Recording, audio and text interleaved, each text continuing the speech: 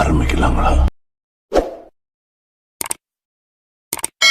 நடிகர் விஜய் நடிச்ச ஜனநாயகன் அண்ட் நடிகர் சூர்யா நடிச்ச கருப்பு 2 படம் பத்தியும் சூப்பரான அப்டேட் கிடைச்சிருக்கு. The greatest of all time படத்துக்கு அப்புறமா நடிகர் விஜய் இப்ப ஜனநாயகன் படத்துல நடிச்சு முடிச்சிருக்காரு. இந்த படத்தை இயக்குனர் எஸ் வினோத் டைரக்ட் பண்ணிருக்காரு. ஜனநாயகன் படம் 2026 வருஷம் ஜனவரி மாசம் 9ஆம் தேதி தியேட்டர்ஸ்ல ரிலீஸ் ஆக போகுது. அனிருத் மியூசிக் போட்டிருக்க ஜனநாயகன் படம் சுமார் 300ல இருந்து 400 கோடி ரூபாய் பட்ஜெட்ல எடுத்திருக்காங்க.